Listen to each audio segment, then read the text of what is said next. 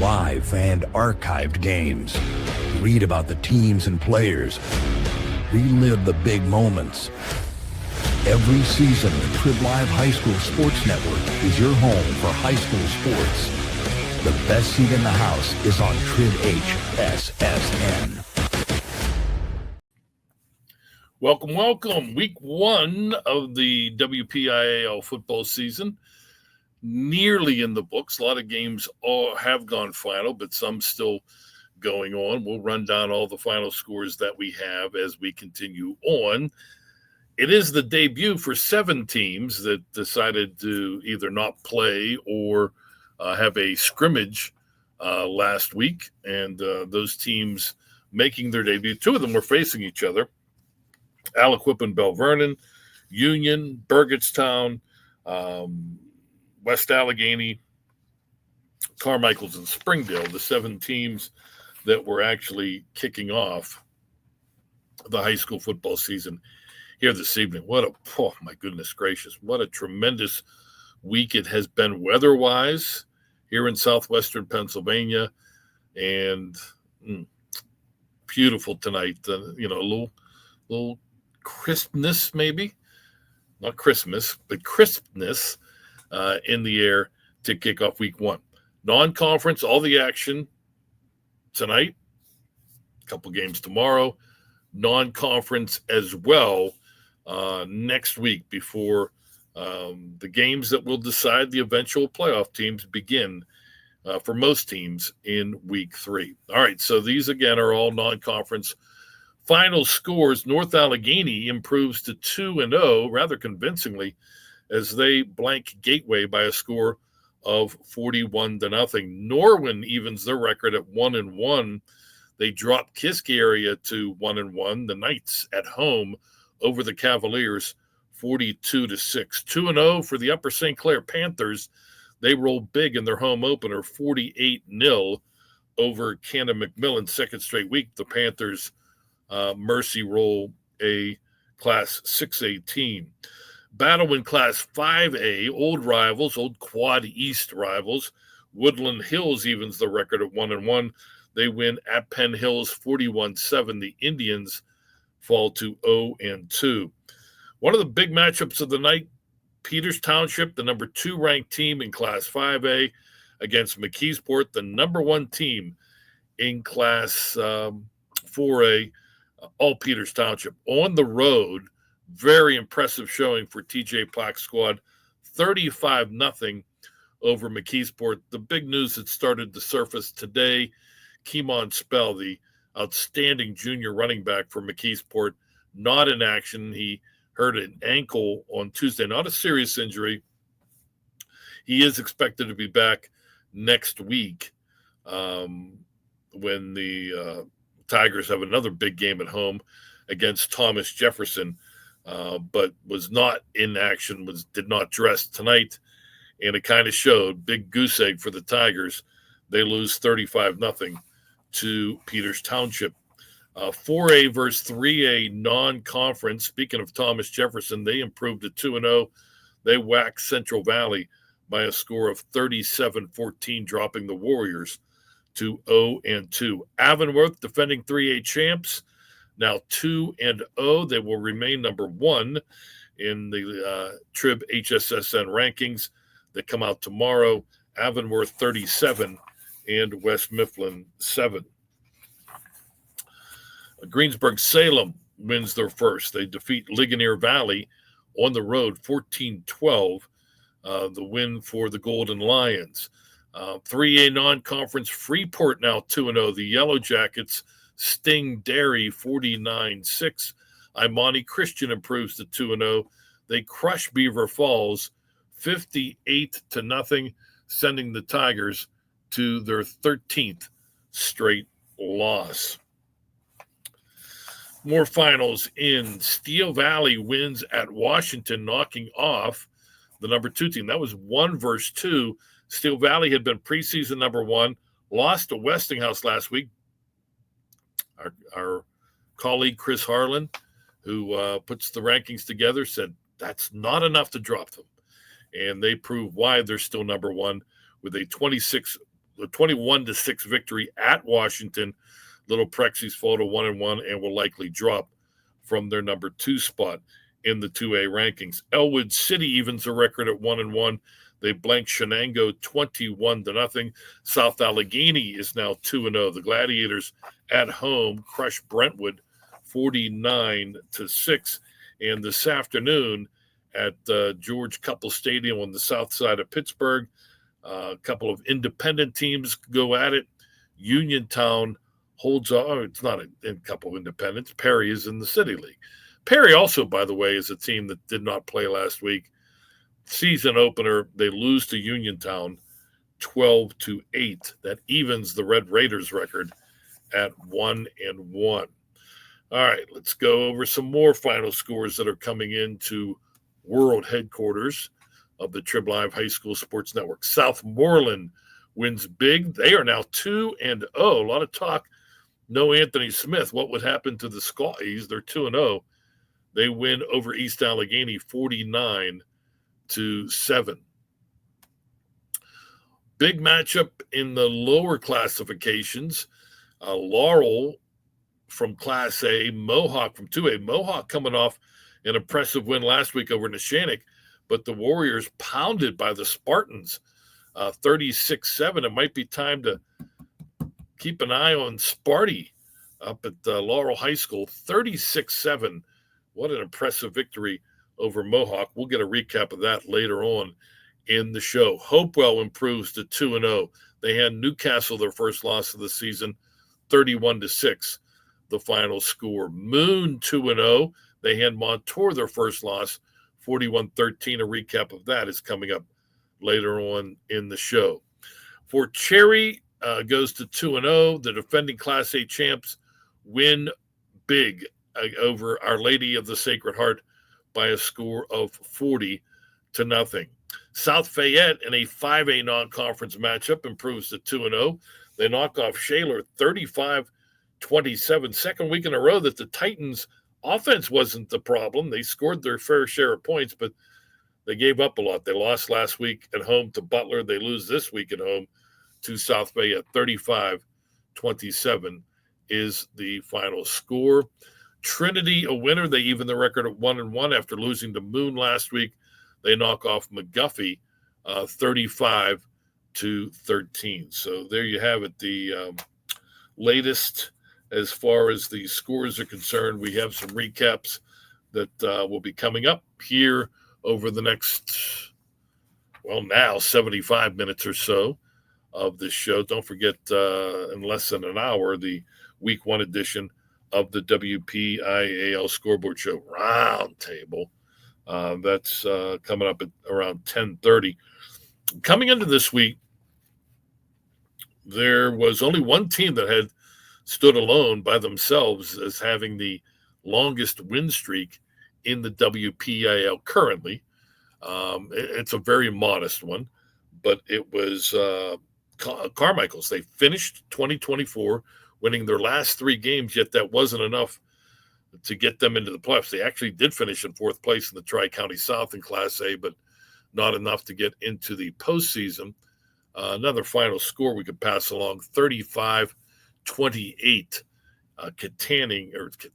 Armstrong, formerly Katanning, Armstrong Riverhawks, even the record of 1-1 by beating Hampton 35-28. So Carmichael's did not play last week. They came into their game this week against Stowe Rocks with a 3-game win streak. 1, 2, 3, 4, 5, 6 teams came in with a record with a 2-game win streak coming into this week. They were Hempfield, which was winning at last check. Newcastle lost, so they'll be scratched from that list. Yaw, Quaker Valley, Apollo Ridge, and Fraser. And Fraser, last check, was also winning. Those teams looking with a victory tonight to get to 3 consecutive wins. It is a far cry from the WPIAL's longest win streak of all time. It's also the PIAA state record. Oh, we're talking about now, 15 years ago, we were in the midst of the great run by the Clareton Bears, 4 years of dominance, 4 WPIAL championships, 4 PIAA state championships as well. They're seniors on that team that started, I want to say, in 2009. Their very first game as freshmen, they lost to Laurel, and then they won 66 or 6. Well, they won the 63 in a row. After they graduated, the team won 3 more in a row before losing to Monessen. But it was a total of 66 consecutive games, where we won't be talking about that record being in jeopardy for a few years. Another score just in: Burgettstown wins their season opener. They knock off Bentworth 23-20. The Bearcats, who had won last week, now 1-1. The other side of the pendulum, we're waiting on a score from Baldwin Fox Chapel. The Highlanders trying to end a long losing streak. Is now, you get into double digits, it's bad. You get into the 20s, it's really bad. They hit number 20 last week in their loss to Thomas Jefferson. Let's check. No final in yet on Baldwin and Fox Chapel. Here's the Highlanders' schedule the rest of the way. They're home to West Mifflin next week, their home opener. So the Titans are 0-2. So hope. Chartiers Valley, they lost last week. In 2 weeks. Then Elizabeth Forward, one of the top teams in 3A. South Fayette, Bethel Park, Moon, Peters Township, Upper St. Clair. So really, sometime probably over the next 3 weeks. This week, next week, home to West Mifflin, then home to Chartiers Valley. Best chance for Baldwin to end that long losing streak that they would love to get rid of. Okay, a couple more finals in. Another result that we will have a recap for coming up. Aliquippa in their season opener wins big at Bell Vernon, 42-7. Penn Trafford improves to 2-0, jumped out to a big lead. Then they hold on, 26-18. The final score at Mount Lebanon as the Blue Devils fall to 0-2. Elizabeth Forward, 2-0. They win at home over Highlands, 35-14. Golden Rams fall to 1-1. Mars comes from behind and beats Bethel Park. Remember Bethel Park? They put up humongous numbers offensively last week. They had the leading passer in Evan Devine for the week, leading rusher in David Dennison for the week in the WPIAL, and the first and fourth leading receivers, 43-26 winners over Seneca last week. They're held to 13 points this week. Pretty good defensive effort for the Mars Fighting Planets. Mars knocking off Bethel Park this evening by a score of 17-13. And Leechburg, a winner. They even their record at 1-1, 58-6. They rout Beth Center. All right, a couple more finals that we have in that we haven't given you yet. Seneca Valley over North Hills, 38-10. Indians fall 0-2. The Raiders obviously improved their defense from last week. They improved to 1-1. Defending 2A champion South Park now 2-0. They win at Deer Lakes 35-14. That was one of the better matchups coming into this week after Deer Lakes got off a good start a week ago. So an impressive showing by South Park on the road tonight as they win 35-14. And Neshannock, we mentioned how they lost last week to Mohawk. They bounced back, even their record at 1-1. Neshannock over Union by a score of 42-6. All right, let's get to our recap score that we just gave you. Aliquippa and Vernon in their season opener, and Aliquippa a winner impressively on the road, 42-7. Josh Urish had the call, and he joins us now for a recap. Oh, Joshua, good evening.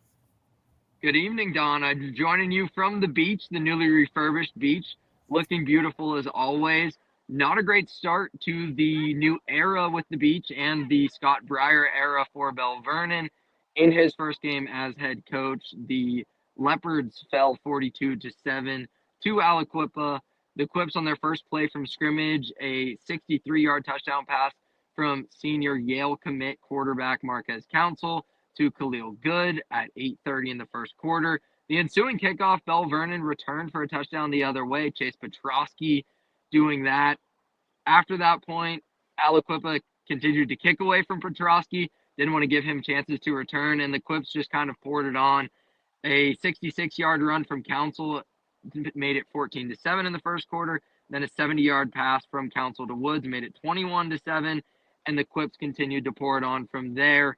In the third quarter, a Cameron Cannon touchdown run in the end of the second quarter made it 28-7, and then Council to Ingram for 35-7, and a Alvin Coleman run in the fourth quarter, or the end of the third quarter, made it 42-7. Running clock through the fourth quarter. Aliquippa just dominant on the offensive and defensive lines. They were spreading things out early in the game, but in the second quarter kind of stumbled into an identity of more of a power run team, putting Council under center. They used a stable of 4 different running backs. They lost Tyke Hayes from last year's team, the Penn State commit. He's going to start his season with the Nittany Lions tomorrow. But they seem to have 4 really talented running backs, a lot of talented wide receivers. So maybe not the same name recognition and star power for Aliquippa, but after a 7-4 season last year, it looks like the Quips are going to be a 4A contender once again. Not a big surprise there. Not at all. Coach Warfield back after taking a year off. Again, I think you sort of wrapped it up there nicely. They don't have the big names that we're kind of used to seeing, but they have just great athletes. The program is a machine, well coached, and we'll see how Bell Vernon bounces back, but they take it on the chin tonight in the opener. Josh, appreciate it. Thanks, pal. Thanks, Don. Have a good one. All right, you too. 42-7 Aliquippa over Bell Vernon. All right, let's get our second recap, and then I'll run down the scores for those of you just joining us. A lot of scores already in this evening. Good one in 5A, especially if you like offense. South Fayette and Shaler. Lions looking for their second win. Titans looking for their first, and the visitors come out on top as the Lions of South Fayette improved to 2-0. Sean Saputo had the call on the network and joins us now. Sean. Yeah, it was a heavy-hitting first half in terms of the scoring. Both teams scoring before the midway point of the first quarter, with Jaden Conrad scoring from 2 yards out for Shaler to go up 7-0 at 9:44, and then Bo Stover responding for South Fayette with a 6-yard touchdown at 6:45. We stood at 7-7 until the final minute of the first quarter, where Conrad would score his second touchdown rush of the night from 3 yards out. Shaler would go up 14-7. And then the fantastic freshman Aiden Wright, you can't say enough about him. A 91-yard kickoff return for a touchdown tied the game on the ensuing kickoff at 14-14, a score that stood until the 3:08 mark of the second quarter, when Stover scored his second rushing touchdown of the night from a yard out. And then with 58 seconds to go, Zach London, a 27-yard touchdown reception from Aaron Aversa, made it 21-20. However, Shaler would drop the extra point snap, and it would stay at 21-20. And then once again, Aiden Wright, his second kickoff return for a touchdown of the night, this one from 90 yards out, and it made it 28-20 at the half. And then in the second half, the defenses took over. Only one score for South Fayette came from Alex Deans, a 14-yard touchdown catch from Drew Welhorski to put South Fayette up 35-20 with 6:30 to go in the third quarter. Shaler would then cut it to 35-27 as Conrad would now score on the defensive side for his third total touchdown of the night, a 26-yard scoop and score to put Shaler down by 8. Shaler would have an opportunity in the final 2.5 minutes, but an interception at midfield would seal the fate for the Titans on the night. Aversa had a solid game, 9 of 17 for 143 yards with the touchdown pass. but the running game could not get going. Shaler limited to just 68 yards on the ground and 143 in the air for a total of 211 yards. Offense really sputtering in the second half, sub 40 total yards for Shaler in the second half. While as South Fayette, Drew Welhorski, after going 2 of 7 for -2 yards passing in the first half, finishes 8 of 15 for 95 yards and a touchdown in the air, and also leads the game on the ground with 157 yards on 21 carries. Again, South Fayette improving to 2-0 on the year. They will stay on the road to finish a 3-game stretch against Canon-Mac next week. As for Shaler, it's the midway point of a 3-game home stretch, and they will face nearby Hampton next week, looking for the first win of the season. But for Shaler right now, it's the turnover battle that's been hurting them in these 2 tough losses to start 2025. Yeah, they put their fair share of points on the board against Butler and came up short. And the same story here again against South Fayette.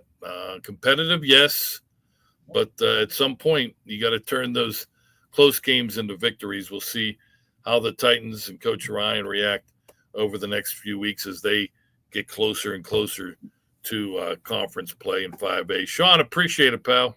Thanks, Don. Have a great weekend. All right, our Edgar Snyder and Associates Game of the Week, Sean Saputo, the call. South Fayette, the winner over Shaler by a score of 35-27. Sean, you mentioned that you heard him there saying, have a good weekend. It is a Labor Day weekend, holiday weekend. So we want you, and the weather's going to be perfect. So if you're traveling, if you're headed to the mountains or whatever the case may be, have fun. It's kind of like what they call it, the last unofficial weekend of summer, but be smart. Be smart. All right, let's give you a rundown of the final scores. Since we have got some new ones and a lot of folks are probably just joining us now. These are 6A versus 5A non-conference final scores. North Allegheny 41, Gateway nothing. Norwin beats Kiski area 42-6. Penn Trafford 26, Mount Lebanon 18.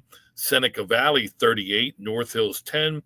48-0 Upper St. Clair over Cannon McMillan, and Hempfield beats Franklin Regional 31-14. Last week, 6A did not do well in their head-to-heads against 5A, but already we have 1, 2, 3, 4 victories for 6A, 2 for 5A, and looking Central Catholic with, I think it's third quarter, leading Pine Richland 28-20 in that big showdown battle of top-ranked teams. 5A non-conference, just talked about it. South Fayette beats Shaler 35-27. Woodland Hills 41, Penn Hills 7. Peters Township shuts out McKeesport. No Keeman Spell, who are injured an ankle in practice earlier in the week for the Tigers. A big, big loss. One of the best junior football players in the state, unavailable, and Peters Township prevails. We don't want to take anything away from the Indians. They were one of the best teams around as well, but they win 35-0 over McKeesport, second straight year that the Indians have blown out the Tigers. Mars comes from behind to defeat Bethel Park 17-13. That puts the Fighting Planets at 2-0. Also 2-0, the Moon Tigers, 41-13. They win at Montour. We'll get a recap of that in a moment. Armstrong 35, Hampton 28. Aliquippa wins their season opener 42-7 at Bell Vernon. Thomas Jefferson now 2-0. Jaguars over Central Valley 37-14. Trinity 35, McGuffey 13. Avonworth improves to 2-0 with a 37-7 victory at West Mifflin. Hopewell 2-0. At home, they win over Newcastle 31-6. Beaver over Blackhawk 50-27.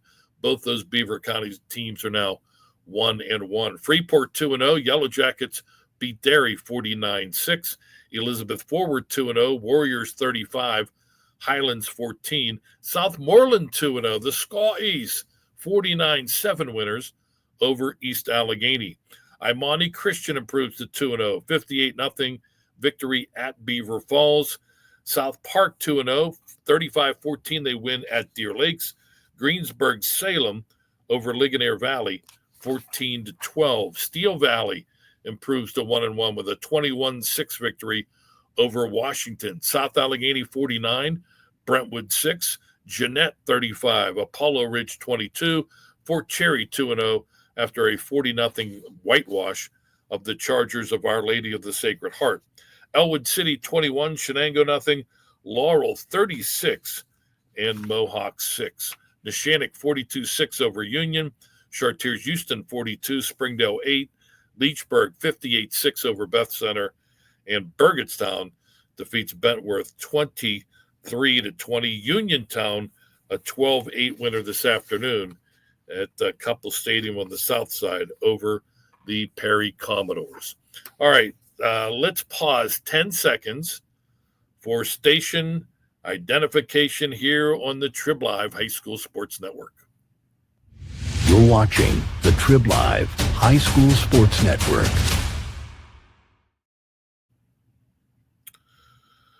All right, back in world headquarters of the Trib Live High School Sports Network, I'm Don Rebel. Another recap from this evening in our Moon Honda Game of the Week. Matt Vandriak joins us.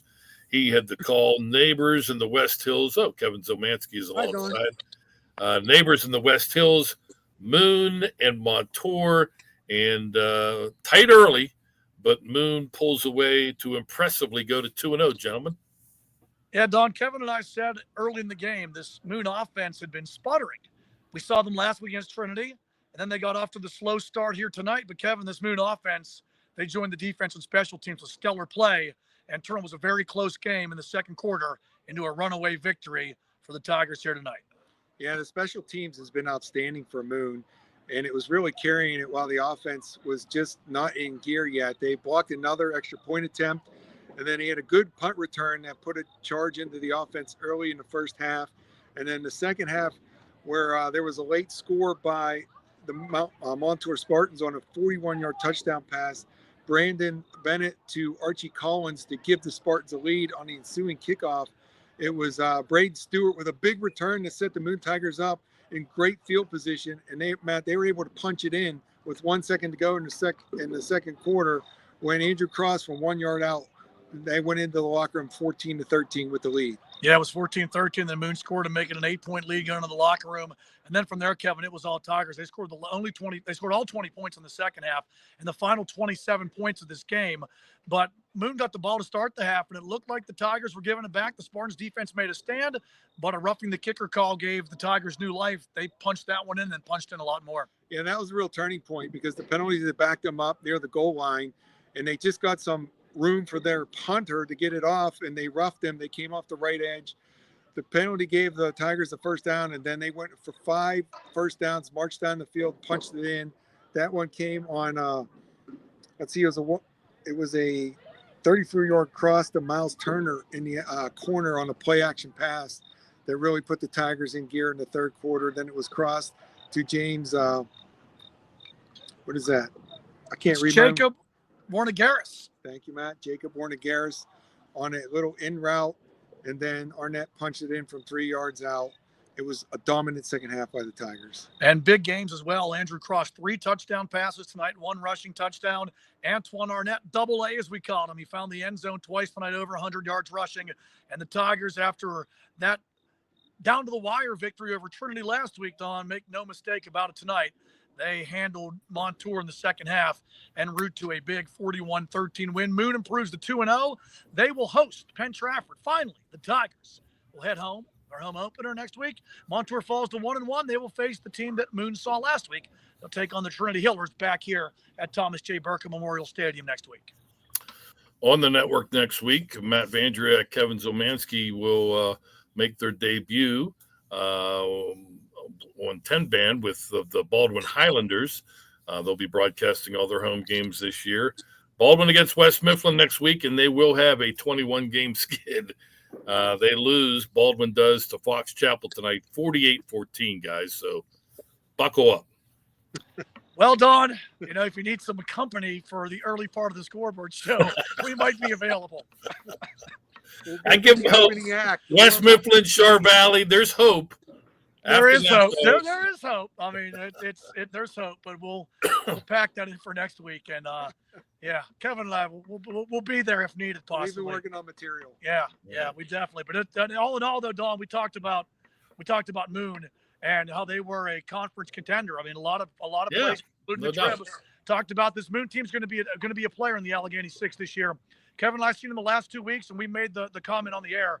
This is the trajectory, easy for me to say, that you want to see if you're Moon, because you were able to go down to the wire, get a hard-fought win against Trinity, and even though the offense started slow tonight, the defense and special teams were great all night long. And I tell you what, Don, Davion Taylor, I called him a magnet earlier in the game because if the football was metal, Taylor was stuck to it all night long. The third forced fumble of the night led to another Moon touchdown. Taylor, he is legit. And this Moon defense set the table. The special teams set the table. 2 returns led to touchdowns. So just like last week, defense led to offense. Defense and special teams helped the Tigers here tonight. And this Moon team, I'd say they're as good as advertised so far. Yeah, gave them short fields. Allegheny 6, it was tremendous last year. 5 of the 6 teams make it to the playoffs. 4 of the 6 currently sit at 2-0. Bethel Park stunned by Mars late, or else it would be 5 teams at 2-0. It's going to be a lot of fun. Conference play, those guys are going to have to wait a little bit to week 5 for conference play to begin, since there's only 6 teams in that conference. Don, who turned the calendar to late September? I'm wearing short sleeves out here and it's cold. Like last year in August, we postponed the Moon Montrose game because of the weather. That's right. Because of the storms. You're right. Well, go, guys, go have some hot cocoa and we'll talk to you next week. Have a good 3-day weekend. Enjoy your Labor Day, Don. We'll see you next week. Maybe we'll even grab a seat at the round table. All right. We'll see. Matt Vandriak, Kevin Somansky. Yeah, clean them, get them out. Exit stage right. But Moon, very impressive. Again, that game was tight early, but they pull away from a good Montour team, young Montour team. Good victory indeed for the Moon Tigers. All right, where are we here? I want to give you a couple more finals, and we have another recap coming up here in a moment. Another impressive performance by a defending champ.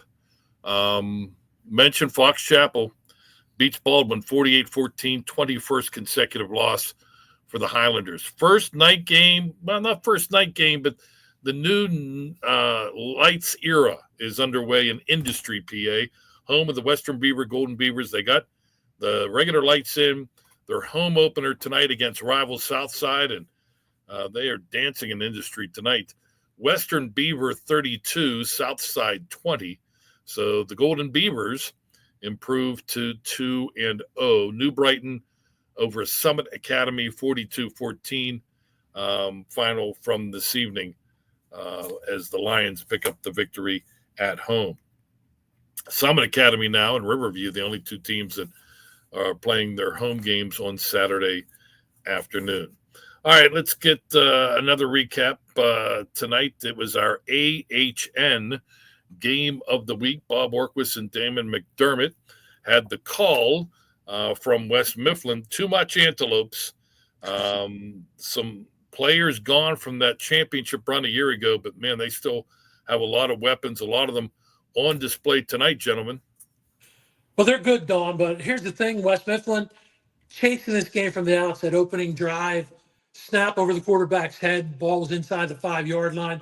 That leads to a punt from the end zone, blocked out of the end zone, safety, 2-0. Avonworth gets the ball back. They actually scored on their first 4 possessions. Dimitri Velaceros, a 9-yard run, a 16-yard run. Bryce Metz cut a 16-yard pass from Carson Bellinger. The backbreaker, Damon, the game was 16-0 at the time, right? Avonworth gets a penalty, and they have a snap. They're inside their 10-yard line. They're throwing 6. 3rd and 30.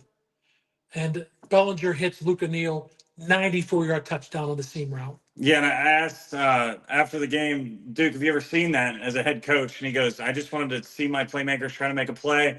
We're hoping we're just going to punt the ball, and you end up getting a 94-yard bomb. And Bob, the biggest other storyline in this game, you're facing a Division I recruit, one of the best running backs, I would say, not in just the state, the country.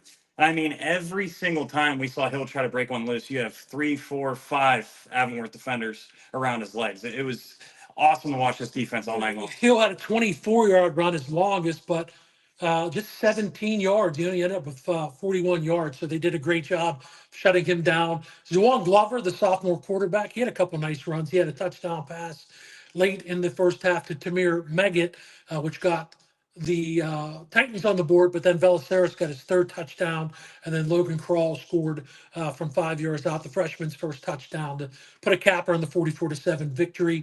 Statistically, Dimitri Velaceris, 30 carries, 138 yards, 3 touchdowns, 5 touchdowns now in 2 weeks. Bellinger, 217 yards, 2 touchdowns, some career marks now, Damon, too. He's over 4,000 yards and now 40 career touchdowns for the 4-year starter. And Luke O'Neal over 100 yards again, receiving for 144 and a touchdown. Yeah, and what a way to get it on that 96-yard touchdown we talked about. And the biggest surprise to me tonight, too, Don, is you think Luke O'Neal, he's a good running back, but he might even be a better receiver. And we explained he's just a football player. He can put him in any position.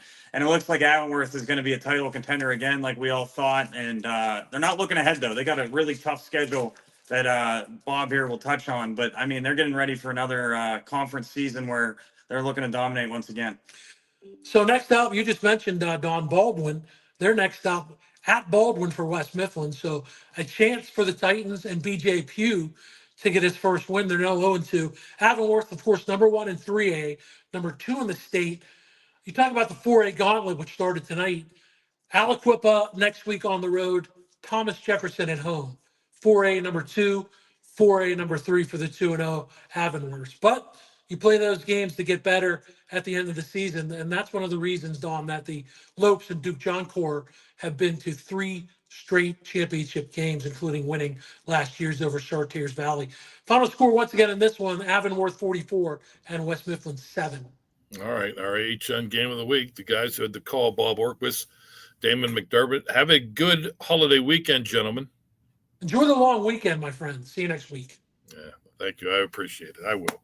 I'll be working, but that's okay. That's neither here nor there. Avonworth victorious over West Mifflin, the Antelopes now 2-0. A couple of overtime multiple overtime games. We'll tell you about them when we return. It's the WPIAL Scoreboard Show here on the Trib Live High School Sports Network. This is Miles. He needs PT, Jess needs training, and Max needs both. And while they're all athletic, at AHN Sports Medicine, we know they each need a little something different to hit their goals. Our doctors and specialists pinpoint that difference and make a personalized plan to improve Miles's backswing, and Max's throwing arm, and Jess's form. Because at AHN Sports Medicine, we see you. The Rebel Yell podcast with Don Rebel happens 4 times a week. Visit with some of the WPIAL's best players in the Player of the Week podcast. Some of the district's top coaches are featured in the Team of the Week podcast. A weekly preview podcast looks at some of the best matchups in the WPIAL. And finally, a Friday night recap podcast with scores and statistical highlights. Find the Rebel Yell podcast on hssn.triblive.com. And now on Spotify. Do you need custom printed materials for your school or organization? Hosting a fundraiser or special event? PrintSource can help. Visit printpittsburgh.com for a free quote on yard signs or banners, flyers and stickers, invitations, program books and tickets, even yearbooks. We are your single source solution for printed materials, signage, and so much more. Visit us online at printpittsburgh.com. PrintSource. Design, print, deliver. Hi, I'm Adam Goodnack, and I'm a student in Seton Hill University's Wukich School of Nursing. I did my clinical rounds throughout the COVID-19 pandemic, and it strengthened my belief in the path that I chose. I could really feel that I was making an impact. The faculty in my coursework at Seton Hill has prepared me to dive right into my field. I've received personalized support and expert guidance. I'm moving forward as a nurse of tomorrow at Seton Hill University. You're watching the Trib Live High School Sports Network. Oh, yes. Enjoy it. Good Friday evening to you. The WPIAL Scoreboard Show continues here on the Trib Live High School Sports Network. Your Friday night buddy, Don Rebel, with you. Chris Lackner is our producer, and as far as I know, he's doing a bang-up job so far. All right. Let's give you a rundown of the final scores, hopefully a couple more recaps until the bottom of the hour when the round table begins. North Allegheny blanks Gateway 41-0. Norwin 42, Kiski area 6. Penn Trafford wins at Mount Lebanon 26-18. Upper St. Clair 48, Cannon McMillan 0. Seneca Valley 38, North Hills 10. Hempfield over Franklin Regional by a score of 31-14. Fourth quarter about to begin.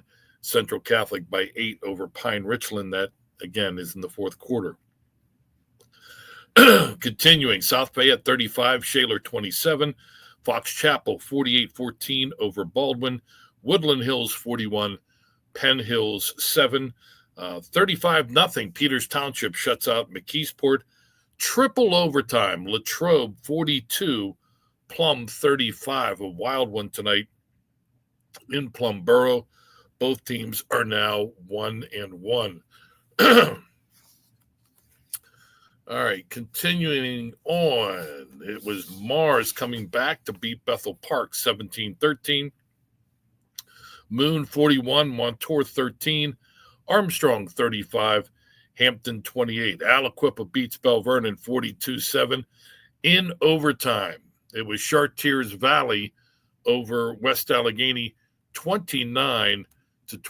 The Colts' first win of the season. First loss for West Allegheny because it was their first game. Thomas Jefferson 37-14 over Central Valley. Ringgold 61, Indiana 14. Trinity 35, McGuffey 13. Avonworth 37, West Mifflin 7. Hopewell 31-6 over Newcastle.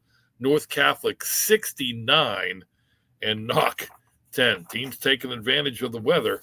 A lot of points around scoreboards in southwestern Pennsylvania. Beaver 50, Blackhawk 27, Freeport 49, Derry 6, Southmoreland 49, East Allegheny 7, Elizabeth Forward 35, Highlands 14. Quaker Valley wins at Keystone Oaks 20-13. The Quakers are now 2-0. Imani Christian 58, Beaver Falls 0.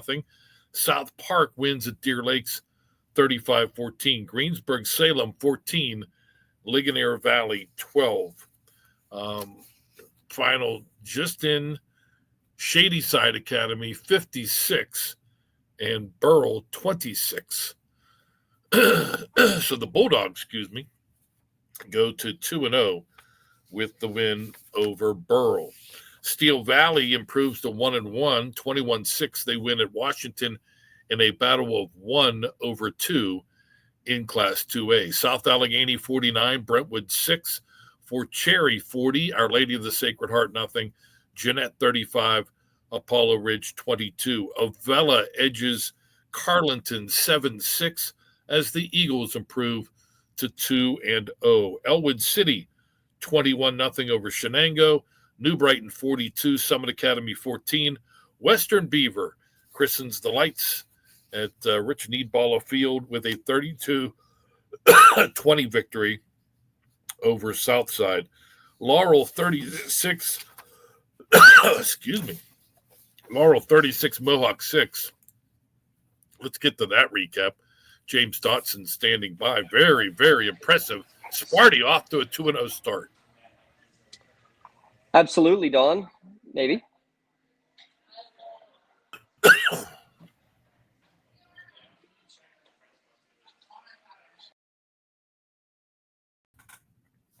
All right. Maybe. Let's finish the scoreboard, and then hopefully James jumps back in. Neshannock 42-6 over Union. If nothing else, he at least gave me a couple minutes, a couple seconds. Freedom 18, Rochester 0. Chartiers Houston 42-8 over Springdale. Leechburg 58, Beth Center 6. Burgettstown 23, Bentworth 20, and Mapletown a winner over Fraser 22-21. Uniontown beat Perry 12-8, and if you missed it, on Thursday, Albert Gallatin improved to 2-0 with a 54-30 victory over the Carrick Raiders. All right, let's get James back in here. Hey, there we go.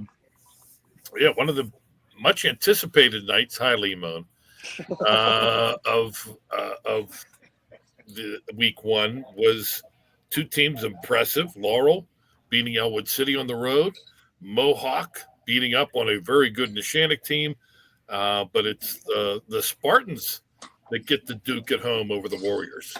And in big fashion, Don, 36-6 your final, Laurel over Mohawk, to go 2-0 on the year. And special is going to be the word of the night for the Laurel Spartans. Special teams absolutely huge in the win today. Mohawk, though, was the team that started off strong. They held the ball for 10 of the first 12 minutes in the game. Bobby Fadden capping off the opening drive with a 5-yard touchdown run, making it 6-0 midway through the opening quarter. Laurel coughs the ball up at midfield. Mohawk, again, controls the ball for the rest of the quarter, but unable to punch the ball in the end zone. Tony Guyowitz with an interception ending the threat in the red zone. Laurel able to, after the long interception return, they get it on the board. A long pass down the field, and Colton Carlson reeling in for a touchdown from Lucas Santini. The extra point from Maya Jarrett Good made it 7-6. That was the beginning of 36 straight points for Laurel in this game.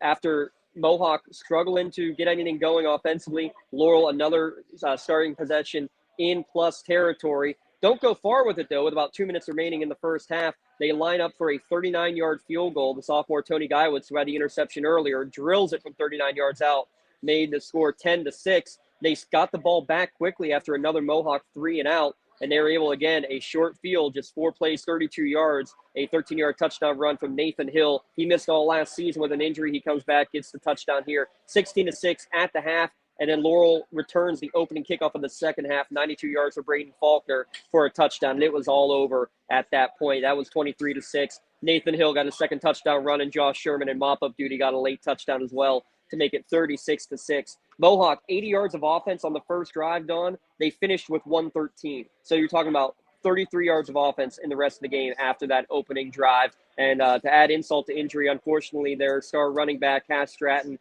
after a 3-touchdown performance in the first week, he left the game right before halftime with a leg injury, unsure about his future coming up. But Nathan Hill, 2 touchdown runs. Lucas Santini getting it done with the 110 yards in the air.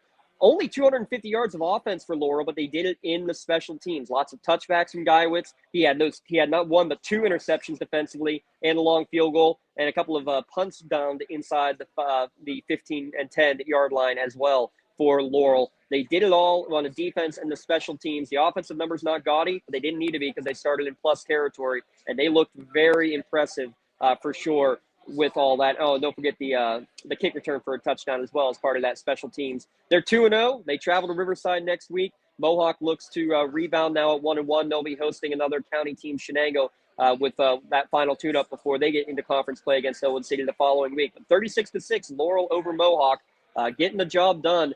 They're the real deal, and in my mind, I think right now have shown that they probably are the favorites in the Big 7 Conference. It's going to be them, Neshannock, and Southside in some order, but the way that Laurel has started the year, don't talk about the 0-4 start to the year last year anymore, Don. This team is out for blood, and they certainly showed it again tonight. Yeah, impressive. Again, it was a game that I previewed on our site for today, the six pack, if you will. And I was expecting a tight one after both teams began the season on a high note. So indeed, watch out for the Laurel Spartans in Class A's Big 7 Conference. James, thank you, sir. Thank you, sir, Rebel. See you soon. All right. Both you and Lee have a good holiday weekend. As long as I can keep them away from me, we're in good shape. Good luck with that. Yeah, thanks.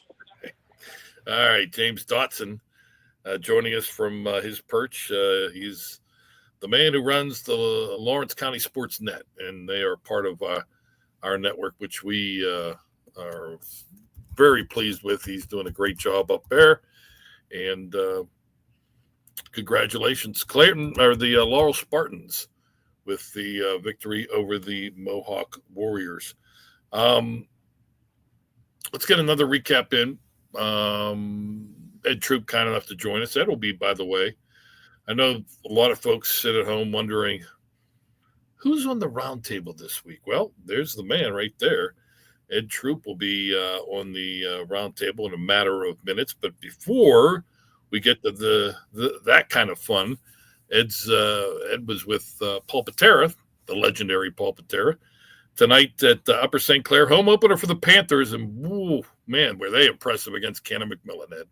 Yeah, tough night tonight, Dawn, for the Cannon McMillan Big Macs to open up the season with two really powerhouse matchups at Peters Township last week, in which the Big Macs lost 42-14. Tonight they go to Upper St. Clair, and it does not get any easier for Cannon McMillan Nation as they fall 48-0. Mercy rolled in the second half. Early on in this game, Dawn, Cannon McMillan's defense kept them in it. First three offensive possessions, which started at midfield or in Cannon Mac territory, were turned away by the Cannon Mac defense. Upper St. Clair all three times getting inside the 10-yard line, but having to settle for 3 field goals. And early on, Cannon Mac was still in this football game, only down 9-0, but it was just a matter of time before Cannon Mac would quit bending and eventually break. And Ethan Hellman had a big night for Upper St. Clair. 3 touchdown passes of 19, 45, and 68.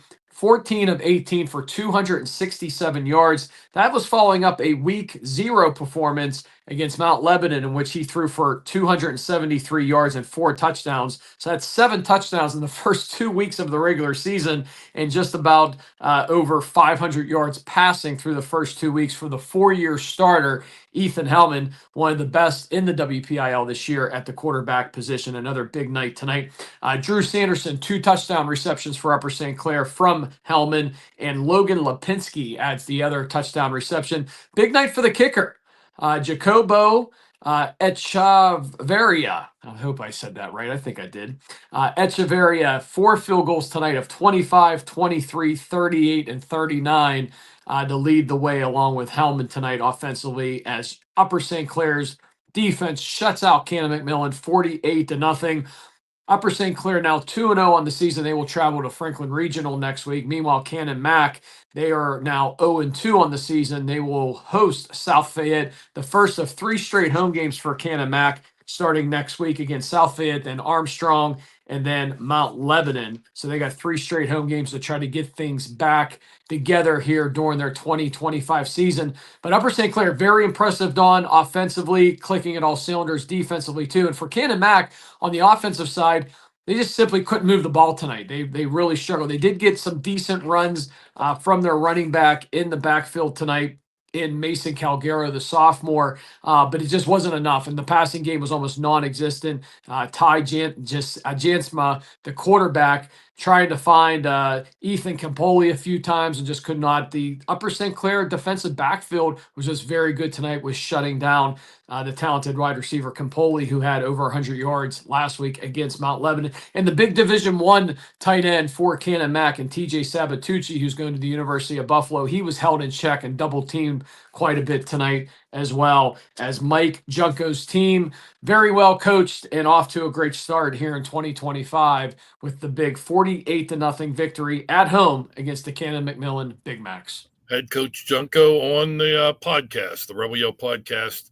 Last week, Upper St. Clair was our week 0 team of the week. Always great to chat with him. And the Panthers, once again, same way we talked about Moon, we talked about South Fayette, Peters Township, an impressive win over McKeesport. That Allegheny 6 conference, not for the faint of heart, that's for sure. But they're going to have to wait before we get into the fun of watching those conference games head-to-head over the last 5 weeks of the regular season. They'll have to wait till week 5 while everyone else gets started in week 3. Ed, you'll be joining me for the roundtable in a couple minutes. I'm looking forward to it, my friend. I'll see you. I'm going to go put my pajamas on. I'll be back. Sweet touch. Very nice. All right, some warm milk as well will go nice with that. All right, Ed Troop, he'll be joining me on the roundtable in a moment. Before we get to that, though, let's get a couple more final scores. Battle of the Cougars. York is now 2-0. They beat Charleroi by a score of 42-7. Hickory, one of the state-ranked teams, comes to George Couple Stadium and beats City League University Prep 41-24, the Hornets from District 10. Carmichael's, they do make it 4 in a row. Longest win streak in the WPIAL. They beat Stowe Rocks 38-20 tonight. And Connellsville, big win last week, but they fall on the road at Meadville this week, another District 10 team, 35-14, the final score. We'll take a break, and when we return, Ed in his pajamas will join me, the WPIAL Roundtable, part of the Scoreboard Show, Week 1 edition here on the Trib Live High School Sports Network.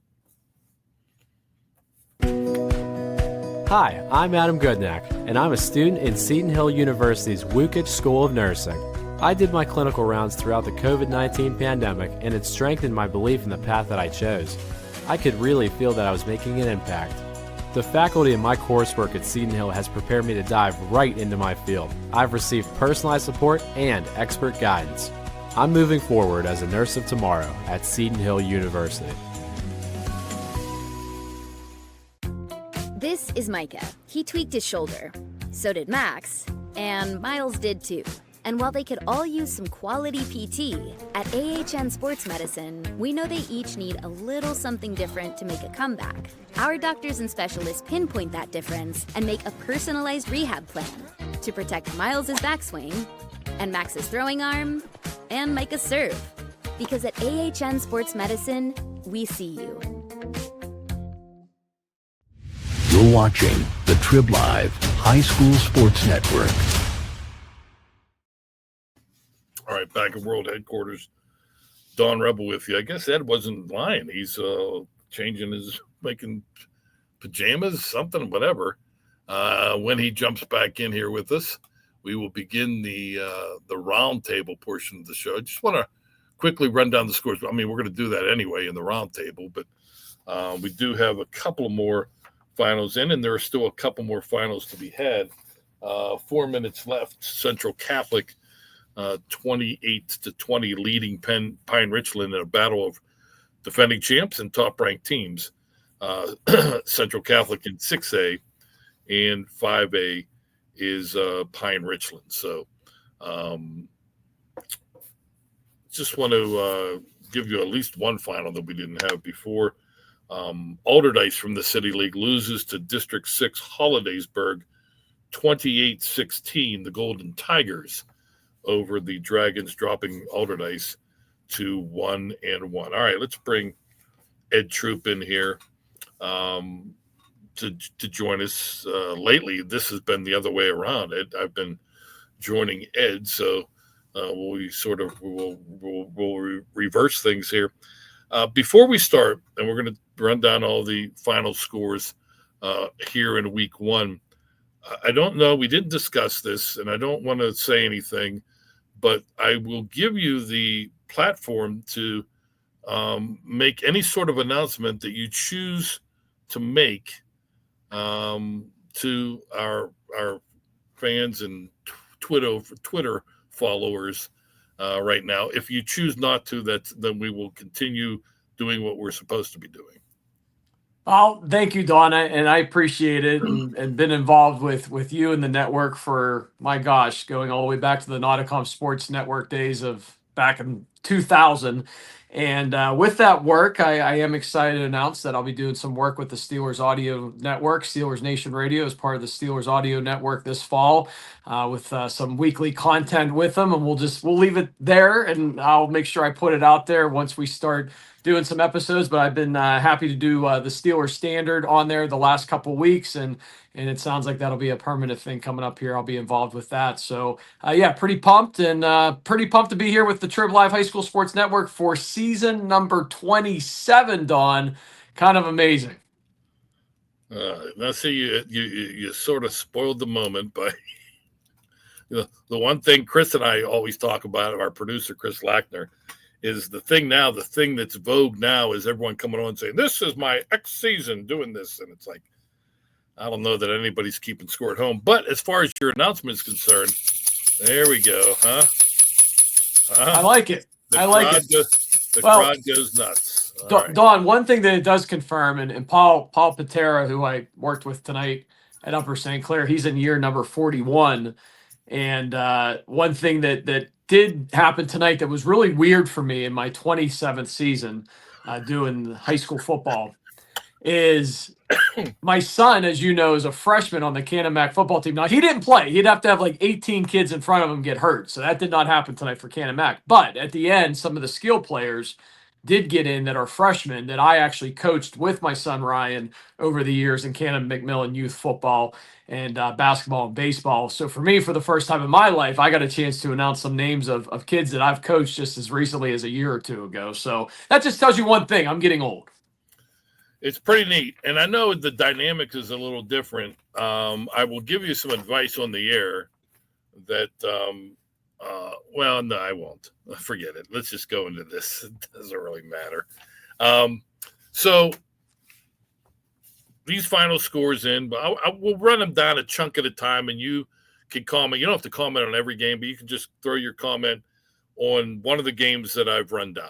I guess now we're not into conference play yet, so that's probably the best way to handle this. North Allegheny beats Gateway 41-0. Norwin 42, Kiski area 6. Penn Trafford 26, Mount Lebanon 18.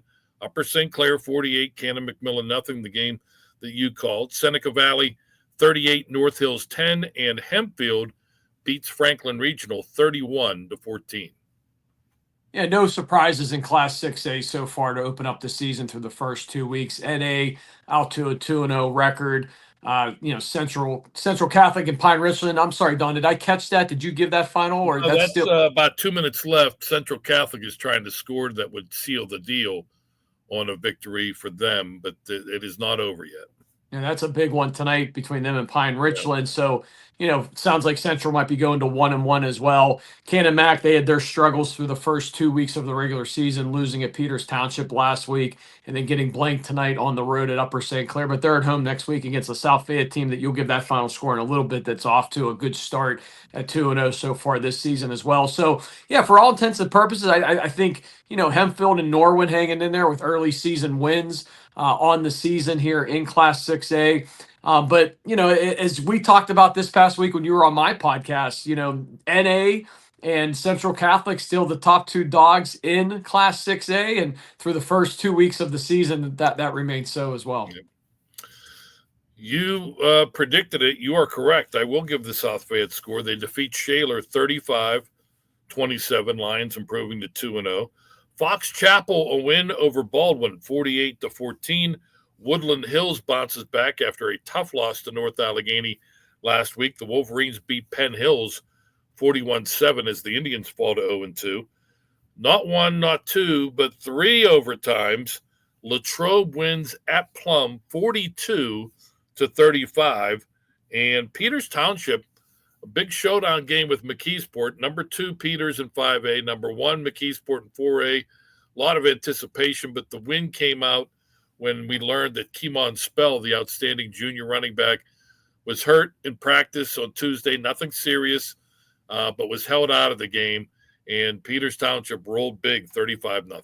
And not to take anything away from Peters Township, very, very talented. Now 2-0 after beating Canamac last week. They go on the road. That's a big win at McKeesport. But man, I would have really liked to see what Spell would have done against a very good Peters Township defense. And then Paul and I were talking about that during our pregame today about some of the different games across the WPIAL. And that was a matchup that I was excited to see because Peters is built very good offensively. We know their playmakers that they have and the big things that they can do, but defensively, Peters Township is very sound. So it would have been good to see them go up against Spell. And, I thought this could have been a opportunity for McKeesport here in 2025 to make a statement. But man, when you got your bell ringer, right, your main guy in Keemon Spell out, man, there's not much you can do. It sounds like if you said he got hurt on Tuesday, they knew for the last few days going in. Of course, they're not going to release that information. They want your opponent to prepare for that. But yeah, tough break for McKeesport at home tonight too, because they got Peters Township at home on their home turf in the Port.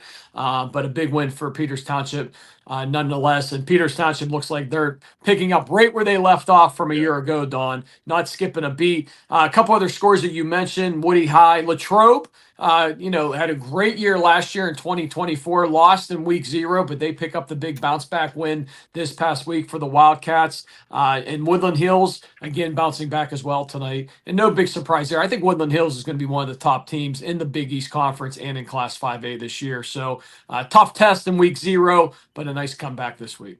Yeah, that was a tough loss to NA last week, a game they felt that they should have won.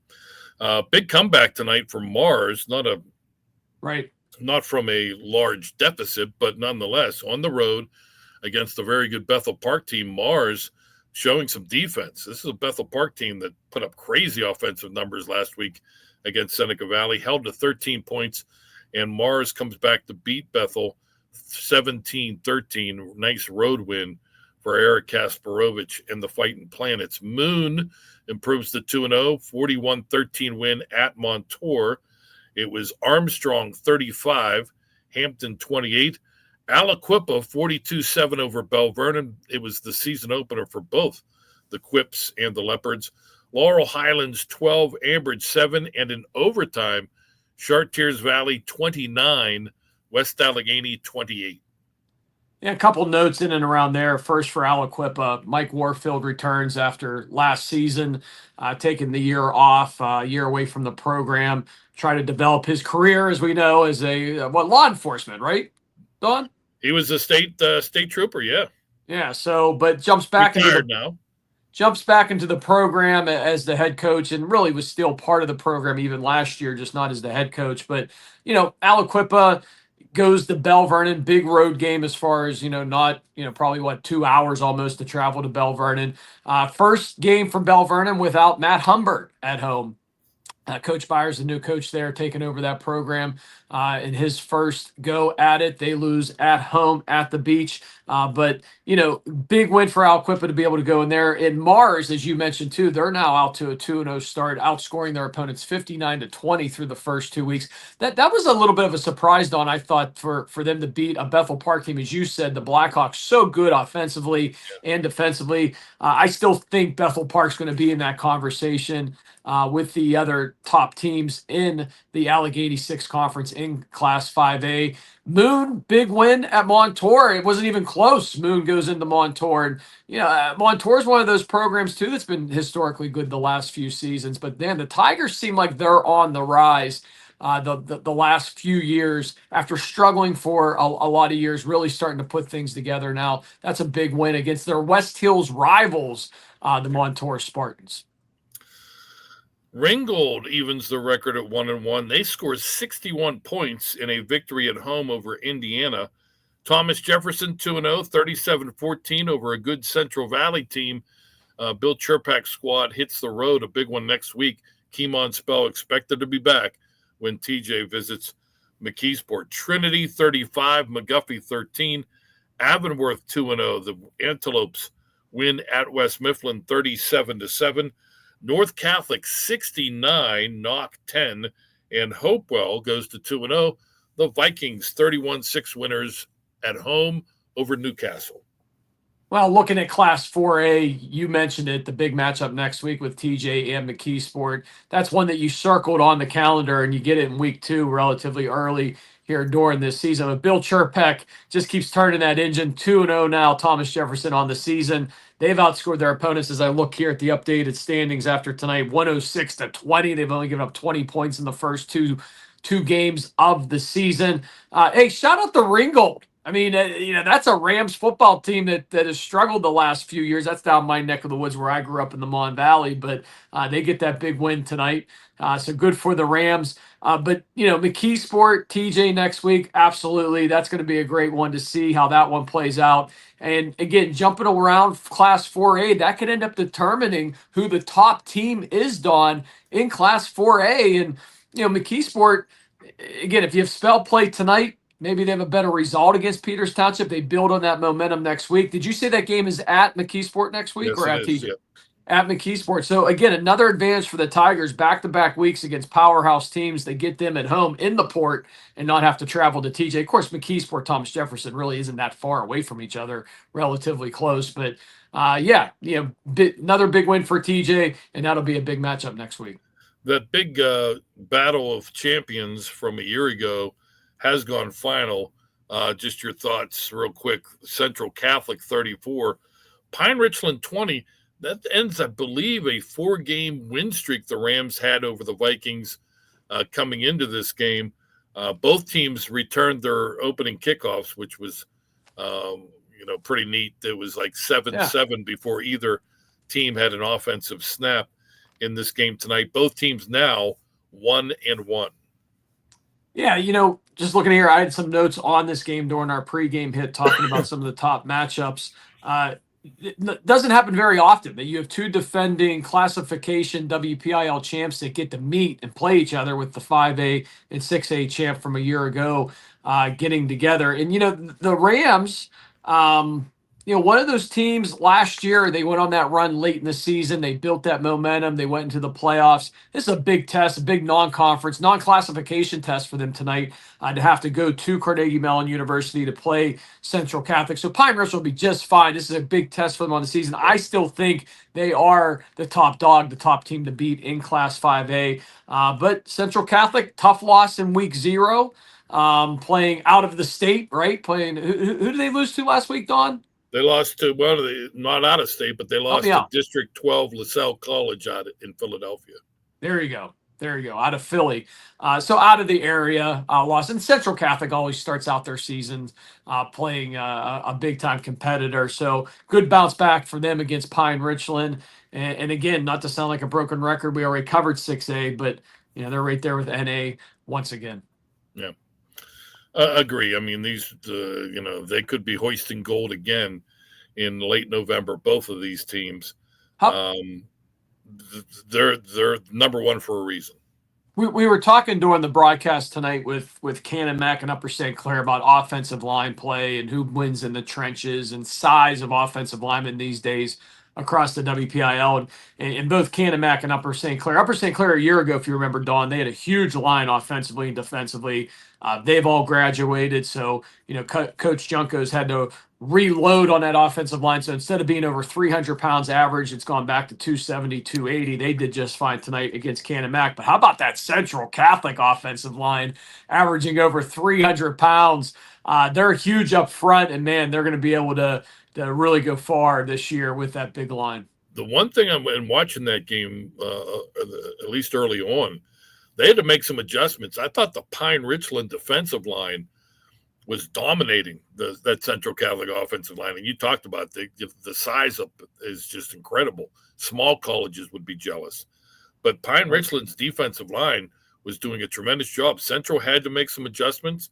Give them credit, they did, and they end up coming out on top in the big showdown game, 34-20, Central over Pine Richland. Let's get back to some more scores from week 1. This in the 4A, 3A classification area. Beaver beats Blackhawk 50-27. Both teams sit at 1-1. Freeport 2-0. They win at home over Derry 49-6. Southmoreland 49, East Allegheny 7. All this talk in the offseason about Anthony Smith leaving Southmoreland, going to St. LaSalle. It ended up he was ineligible to play for the Rebels. But the Scotties have come out scoring and winning. They're now 2-0 after winning at East Allegheny tonight. Elizabeth Forward also 2-0, 35-14 over Highlands. Quaker Valley 2-0. They win at Keystone Oaks 20-13. And Imani Christian 2-0. They're the real deal. Beat Clareton last week. They win at Beaver Falls. They love beating up on those black and orange teams. 58-0, the Saints over the Tigers. Well, just zooming in on the interstate conference, Don, you mentioned a couple of those teams in action tonight, Class 3A. How about this? EF 2-0, Southmoreland 2-0, York 2-0, Derry 1-0, Mount Pleasant 1-0, Greensburg Salem 0-1. There's your conference. So right there, you look at 5 of the 6 teams are unbeaten through the first 2 weeks of the season. Southmoreland outscoring their opponents in the first 2 weeks, 89-7. So, and Anthony Smith, Paul Patera told me tonight he's playing in West Virginia. That could be true. Yeah, that's what Paul. Yeah, that could be true. Paul informed me he's not even playing in the WPIL this year, that he's playing for a team in West Virginia. No, he wouldn't have been eligible to play not only WPIL, but the PIAA. So there was talk that he was looking either at a like a Kiski prep school that is not part of the PIAA or going out of state. So he's going to, our producer tells us, a school in Fairmont, West Virginia. All right, a couple more scores, and then we will interrupt the progress of this roundtable for one more recap in a moment. But let's run down a few more scores. South Park 35-14 over Deer Lakes. 56-26 Shadyside Academy over Burrow. The Bulldogs are 2-0. Yawk, you mentioned them. The Cougars 2-0, 42-7 in the Battle of the Cougars. They knock off Charleroi.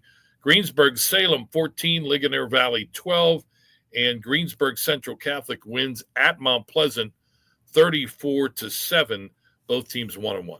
How about South Allegheny 2-0, South Park 2-0 in the Allegheny Conference in Class 2A. Both of those two teams out to a very good start on the season, Dawn. And, you know, when you take a look at that conference as well, you got Apollo Ridge in there, Shadyside Academy, but you mentioned Beaver a little bit ago with Avonworth as well. Those were the two teams that clashed late in the season. I remember I did that game at Beaver. Beaver out to a 1-1 start. Avonworth now 2-0 on the season at top of the Western Hills Conference. But, you know, Beaver Bobcats, I think, you know, one of those teams to really watch out for so far this year, out to that 1-1 start. But, you know, Avonworth still probably the team to beat in Class 2A. And again, just kind of, you know, sifting through some of the results that you just threw out there with some of these different schools and what they're doing. You know, I look at South Park, the defending champ, outscoring their opponents 68-40 so far through the first two regular season weeks. Still the team to beat, but don't discount and forget, like I said, about Beaver in Class 2A. I like the Bobcats. Yeah, nice win over Blackhawk tonight to even their record. All right, we have some more breakdowns coming up with Ed Troop, but why don't we bring in Randy Gore for our final recap. Randy had the call, as always, on the North Allegheny Sports Network of a impressive victory for the Tigers. They might want to play all their games out east. 2-0 in their stop in the eastern suburbs of Pittsburgh. Woodland Hills last week. Gateway tonight, Randall. Yeah, last week the Tigers scored 28 points in a 28-26 win. Tonight they scored 28 points by halftime as the Tigers visited Gateway for the first time since 2012. Back then it was a 14-3 win. Tonight it was a 41-0 victory over Gateway, and I won't interrupt the round table for too long. I'll be quick. Tigers jumped out 14-0 lead in the first quarter. 2-yard rushing touchdown, Luke Rohan. 3-yard rushing touchdown by Luke Rohan. In the second quarter, 1-yard QB keep for Brady Brinkley early in the second with 8:12 on the clock. That made it 20-0. Extra point, no good. Brady Brinkley late in the second quarter hit Rohan for a 15-yard touchdown pass. 2-point conversion, good. Gavin Ust to Mason Brown for the 2-pointer, and the Tigers led 21-0 at intermission. In the third, Brinkley, 22-yard touchdown pass to Corey Pitts. 34-0, extra point, no good. So we weren't quite at the mercy rule just yet. But then in the fourth quarter, the Tigers with a 3-yard touchdown run by Anthony Sassini with 9:35 to play in regulation. It was 41-0 Tigers, and that was your final score tonight. North Allegheny outgaining Gateway 348-55. Elvis Kouchakis, the starting quarterback for Gateway, left the game in the second quarter with an apparent leg injury. We hope, certainly wish our best to him, and hopefully he's able to get back soon. Tigers 2-0, Gateway Gators 0-2. North Allegheny hosts Penn Hills next week in their home opener. Gateway will host Plum next week at 7 o'clock. Thank you, Don. And the Indians will be coming limping, I guess, to Wexford. They are 0-2. Rough start thus far for Penn Hills. Randy, we thank you. No problem. My pleasure. All right. Randy Gore of the North Allegheny Tigers Sports Network, kind enough to join us every Friday night, and he'll recap that NA Penn Hills game next week. Tigers now 2-0. Ed Troop joining us on the round table here on the WPIAL Scoreboard Show and the Trib Live High School Sports Network. Week 1, we're wrapping it up with scores, and Ed's given us his expertise in what we have seen either tonight or thus far in the early going from 2025. Top 2 teams in Class 2A met tonight in Washington, and Steel Valley prevails. The Ironmen lost to Westinghouse a week ago, but they bounced back 21-6. Steel Valley wins at Wash High. South Allegheny, Ed mentioned them earlier. Gladiators 2-0, 49-6. They beat Brentwood. Jeanette 35, Apollo Ridge 22. Fort Cherry 2-0. The Rangers off and running for what they hope is a third straight district crown. 40-0. They win at Moon Stadium over Our Lady of the Sacred Heart. And Jefferson Morgan 2-0. The Rockets piling up the points, 57-30. They defeat Waynesburg Central. Break out the Greene County, Jefferson Morgan Rockets. There you go. Looking at my takeaway, Don, with some of the scores you just went over, looking at the Century Conference, right? Carlington 1-1, Washington 1-1 after 2 weeks, Waynesburg 1-1, then Charleroi 0-2, Keystone Oaks 0-1, Seton LaSalle 0-1, and Stowe Rocks 0-2. Thus far during the season. So, that conference very tight right now through the first 2 weeks. I'd expect Wash High to be up there. I'd expect Keystone Oaks. I saw Keystone Oaks last week against Deer Lakes, and Deer Lakes handed them pretty good, but that was a very good Deer Lakes team at the time. Of course, Seton LaSalle, they're going to be in the mix there as well. But yeah, good start to the season for some of the teams you just mentioned, including Jefferson Morgan, as I try to scroll here to get to my updated standings for you, Don, so I can talk a little bit more towards the Rockets. But yeah, good win for them tonight coming out there in Greene County. Yeah, maybe the team to beat in the Tri-County South. Thank you. I just got it with Avella 2-0, Jefferson Morgan 2-0, atop the division. How about that? Avella 2-0. They have enough players for a team this year. That's right. High flying Eagles. They're flying high. Thank goodness. Yeah, no cheerleaders on that Avella squad. One of the great stories, by the way. It sounds, for anyone listening thinks we may be poking fun. Great story that it's all love. That they would go to that length to try to save the season instead of we don't have enough healthy players, we got to forfeit. That was that's probably about 10, 15 years ago now, right? Yeah. That happened. Their numbers may be low, but they're still able to put a team out there each season, and now they're 2-0. Yeah, they're low, but they're feisty. That's one of the scores we're coming up here. Avella 7-6. They win at Carlington. Carmichael's 4 straight wins, 38-20. They win at home over Stowe Rocks. Elwood City 21, Shenango nothing. New Brighton 42, Summit Academy 14.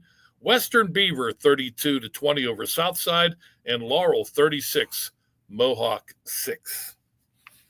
Yeah, looking at the Tri-County South, as we said, Avella, Jeff Morgan 2-0, Bentworth 1-0, California 1-0, Carmichael's 1-0, Mapletown 1-1, Best Center and West Green winless so far this season. But yeah, I mean, it's interesting, Don, when you get into the first couple weeks of the season, and I was talking about this during our broadcast tonight with Ken and Mac, that they look at the 6A, and all the schools have to schedule these non-conference matchups for the first few weeks of the season. So what's your strategy with that? Do you want to take on some heavy hitters so you're battle tested by the time you get into conference play? Or do you want to have some layups in there so you can start to build some momentum for your regular season? Well, I will correct you, and I hate to do so, but week 0, you can schedule whoever you want.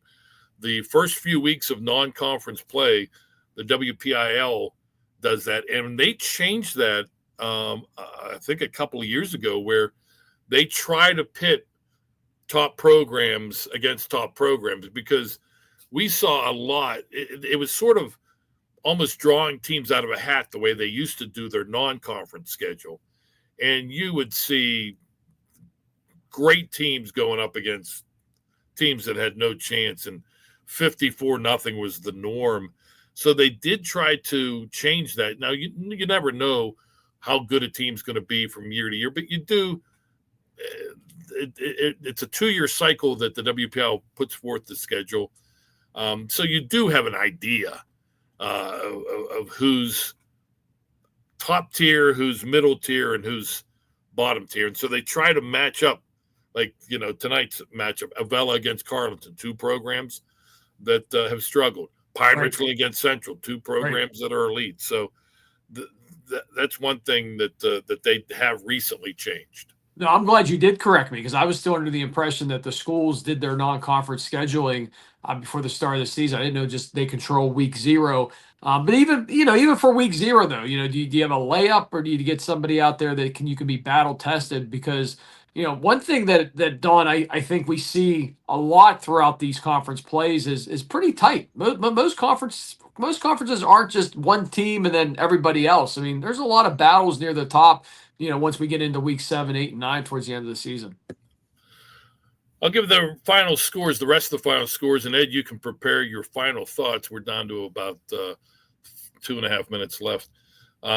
Riverside beats Northgate 36-30. Neshannock 42, Union 6. Freedom shuts out Rochester 18-0. California 36, Cornell 32. Clairton 79-0 over Sarah. I think they were a little upset after losing to Imani last week. Monessen 34, West Green 18. Chartiers Houston 42, Springdale 8. Leechburg 58-6 over Beth Center. Burgettstown 23, Bentworth 20. Mapletown 22-21 over Fraser. Uniontown 12, Perry 8. Butler 48-28 over Brashear. Hickory 41, University Prep 24. Meadville 35, Connellsville 14.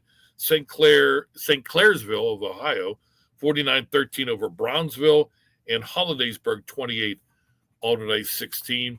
The couple games tomorrow, but we pretty much have 2 weekends of football in the books. Just general thoughts. Well, I think the general thoughts so far are that the defending champs are still owning each classification, right? When you look from 6A down to 1A through the first 2 weeks of the season, Central Catholic holding down 6A so far, 5A. Pine Richland, tough loss tonight at Central Catholic. But again, that's one of those battle-tested type games that is just going to better prepare a very good Rams team as they go throughout the rest of the regular season. TJ is off to a good start in Class 4A. Avonworth, same with 3A. Again, I'm going right down through the list, right? South Park, right there as well, Fort Cherry. So no surprises with the defending champs. And really going into this season, we talked about it this past week when you were on my podcast. Those are the favorites. Those are the teams that we're expecting to be playing for a WPIAL championship towards the end. So now the next question comes into play after the first 2 weeks. Who can challenge these teams in each classification? And I think we're starting to find that out here a little bit as we've gone through tonight's action, especially that, there's going to be some teams that are going to be able to compete with some of these powerhouse schools. Yep, I agree. Ed Troop, appreciate it. You can hear Ed all year long on the Cannon McMillan Sports Network, part of the Trib Live High School Sports Network. He'll be with Mitch Montani. He was with Paul Patera tonight. Mitch Montani will be back in the saddle for next week's game, the Big Mac's home opener. Ed, appreciate it as always. Thanks for jumping on. We'll have you on again. Yep, sounds good, Don. Always glad to do the show with you. Have a good weekend. And I'm glad I made the time. I was thinking we were still 11:30 to midnight. That's why I jumped off. You're like, we're going to go to Ed in a few minutes. I jumped off. I texted our good friend Chris Lackner. I said, I'll see you at 11:30. He goes, no, you need to come on now. It hasn't been 11:30 to midnight for a few years, my friend. What am I thinking? I can't stay up to midnight anymore. Me neither, so I'm glad we got it in now. That's right. Thanks, Ed. For Ed Thanks, Troop, Don. for Chris Lackner, I'm Don Rebel. We thank you for joining us on the WPIAL Scoreboard Show, the Week 1 edition, here on the Trib Live High School Sports Network.